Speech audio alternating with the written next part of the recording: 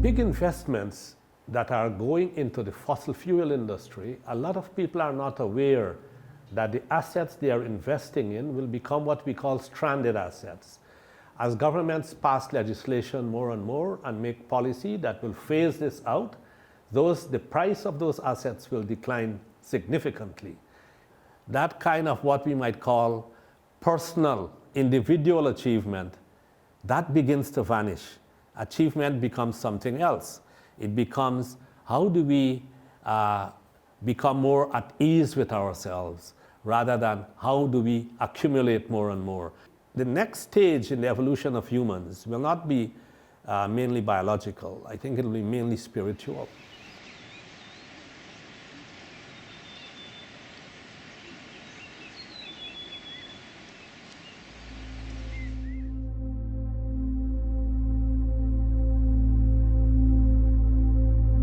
I am Naresh Singh, and I work in the area of climate and green finance. How do we redirect financial flows so they will have less impact on the climate change and on the environment, but also how do we study the impacts of climate change on the financial system, whether they be national or global, so that we might maintain a stable financial system which does not disrupt the climate as it's doing right now. That will be crucial because there are huge streams of currency you can redirect that way, right? That's correct. So the big investments that are going into the fossil fuel industry, a lot of people are not aware that the assets they are investing in will become what we call stranded assets. As governments pass legislation more and more and make policy that will phase this out, the price of those assets will decline significantly. It has been estimated by Citibank, for example, that by 2040 rather, $33 trillion in assets will be stranded, relating mainly to fossil fuels, and by 2100, $100 trillion of assets will be stranded. People are making blind investments and they need to be aware, and we are trying to spread that word. You also have a lot of experience in how people handle catastrophes in all parts of the world. Please tell us. I have been working in countries that people are afraid to go to. And the work we've been doing there is to assess the damage done by conflict and war. For example, in Iraq, where the coalition forces have driven out ISIS, Daesh, as they call them over there, we were doing assessments to study the damage that was done and how to help rebuild the lives of those people. In Yemen, they have had constant conflict and war for the last decade or more. Right now, the country probably has, nobody knows for sure, but it probably has about 30 million people in total population. 24 million of those depend on support and handout and humanitarian relief in order to survive. Now, for how long can we continue to put $2 billion a year in aid? So the work that we have been supporting through the UN is to help rebuild sustainable livelihoods. Instead of providing handouts, how do we help them to help themselves? And so that's the approach we've been taking. So what lessons have we learned in trying to do this work? The first thing is to tap into the energy of the system. How do you tap into the energy of the people? When you provide handouts and you do development in the traditional way, you create dependency and you have to be there forever. When you tap into what they can do in their ingenuity and begin to build on that, you foster resilience, which is what will be required as well for climate change. So there are lots of lessons that I bring from my work in working with those catastrophes due to conflict and natural disasters of different kinds, some of them driven by climate change, like drought and floods and so on. And in the Caribbean, we have a higher intensity of hurricanes and a greater frequency of hurricanes driven by climate change. And the same principles of rebuilding resilience is what we are learning. So these two are really connected. And how differently do we cope with those catastrophes as humans? Right. So the important thing, I believe, is that as humans, we have been so accustomed to throwing money and technology at solving problems in what we might call a deterministic approach. In other words, we establish an objective, like how we build bridges, and we set out on a linear path to achieve those objectives.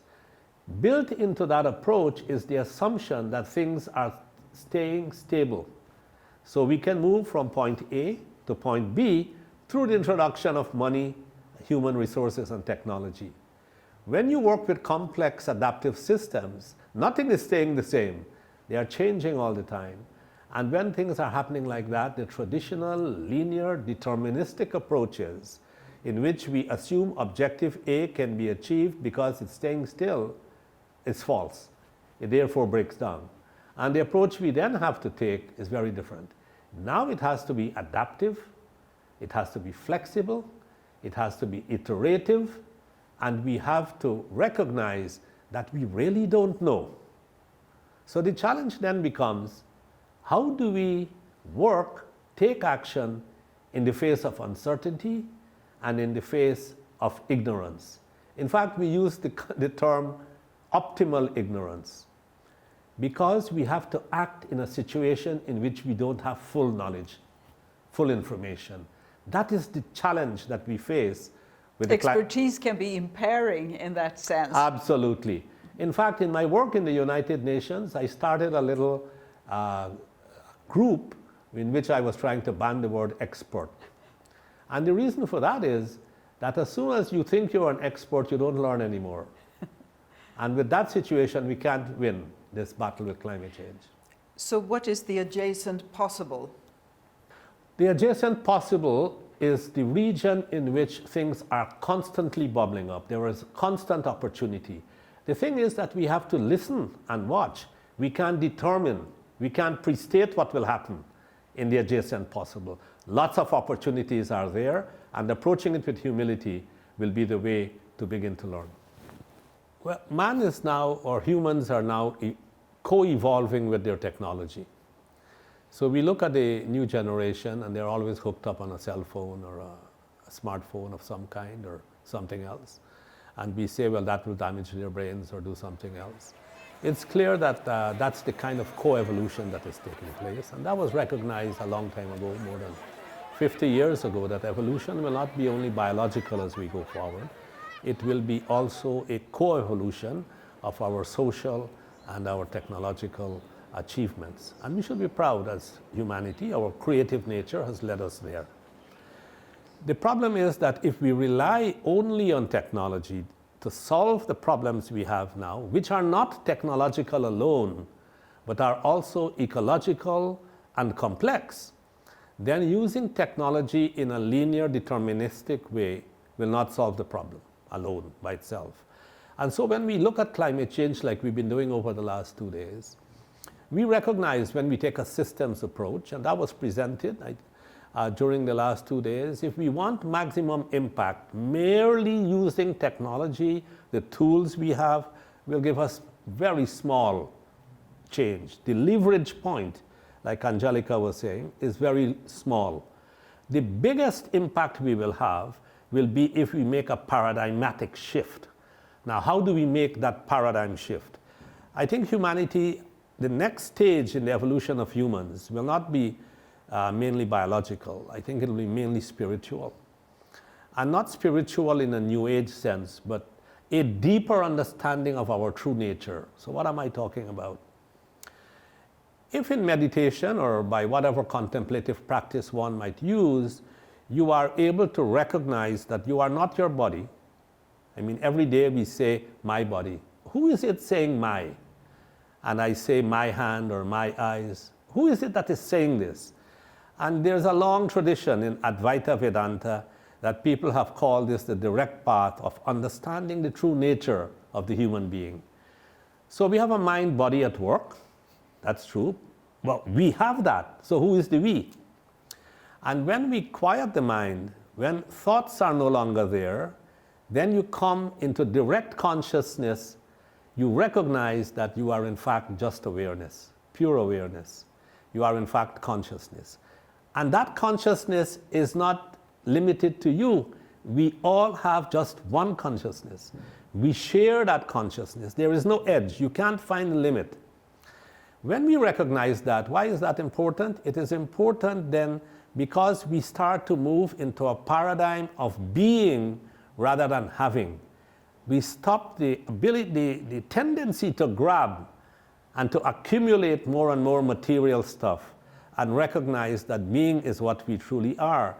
That allows us to come to the roots of conflict and begin to resolve conflict. But it goes beyond that. It goes beyond that in the sense that we recognize as well that we are in a socio-ecological system, a single system. It's not that we have an economic system and a natural system, and the economic system is damaging the climate system or the natural system, which is the way we tend to think about this. When we see it as a single socio-ecological system, we then recognize that not only is humanity one, but we are one with nature as well. And then we recognize that when we destroy nature, we destroy ourselves. That kind of paradigmatic shift is what I believe will change the value system. Now, during the meeting we've had, it came up 1 or 2 times, the importance of the value shift. We talked a lot about what kinds of vision we might have and so on. That value shift is not going to happen, and greed, which is the source of our problems. You will recall Mahatma Gandhi had once said that the world does not have enough for the greed of a single person, but it has enough for the entire world if we were not that greedy.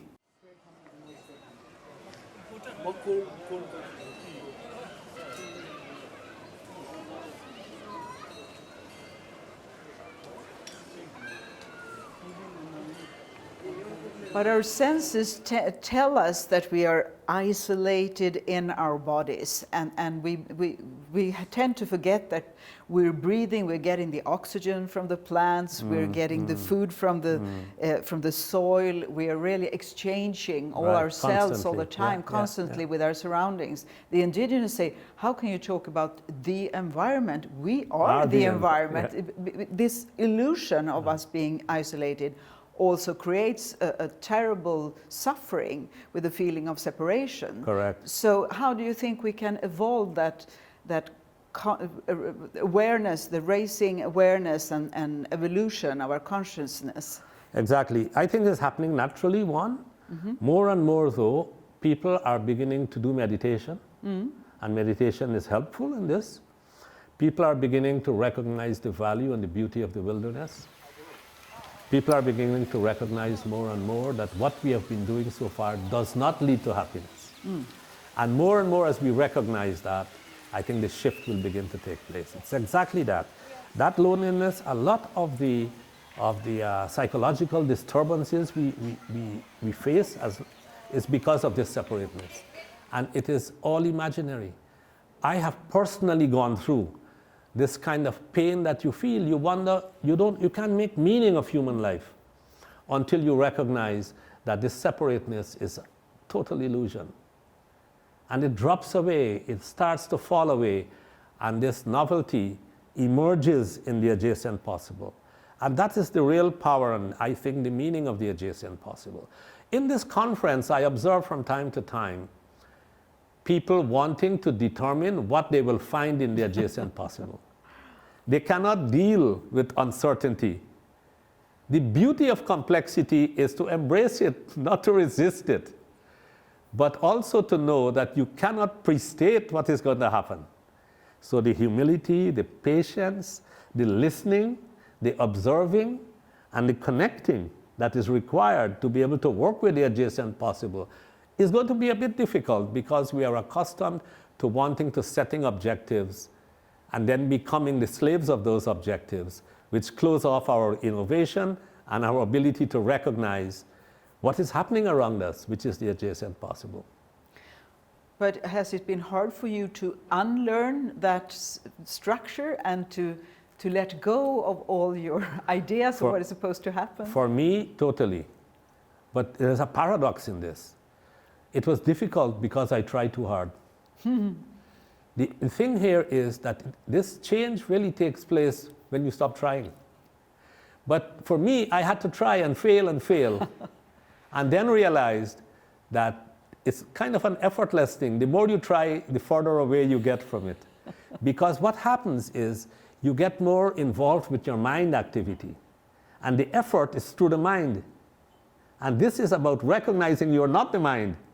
The more you try through the mind, even people who do meditation, sometimes they're meditating and they're repeating a mantra. And that repetition of the mantra might calm the mind over time, but it involves the mind and language and thoughts. Those have to all become silent. And in that stillness, in that effortless state, you become what you truly are. So that's the paradox. The harder you try, the more difficult it is. Is quantum physics part of this? Absolutely. We are all connected and we affect one another. Absolutely. So that leads me to mention to you that I had this kind of a flash, a little insight one day. So I do some thinking on quantum physics, which I like because it's very closely related to spiritual growth in my view. And so I'm a visiting professor at a university in India. And I talked with friends, a quantum physicist in India, and I said to him, I work a lot on complexity science. What about if we bring quantum physics and complexity science together? Might we get some new insights into decision making, practical things like financial decision making, climate change, and other complex problems? And he said, well, I don't know much about complexity, but if you know something about that, why don't we try it? And lo and behold, we will have this conference in February, which will bring quantum scientists working on cognitive problems. And we will bring some people, and Stu will speak, he'll come in on Skype. And we are doing this in February to see what new insights we will get. And I'm sure the spiritual dimension will arise as well. So that nexus of three things, complexity science, quantum physics, and spiritual evolution, is the fundamentals of the paradigm shift that I think will make us solve this climate problem.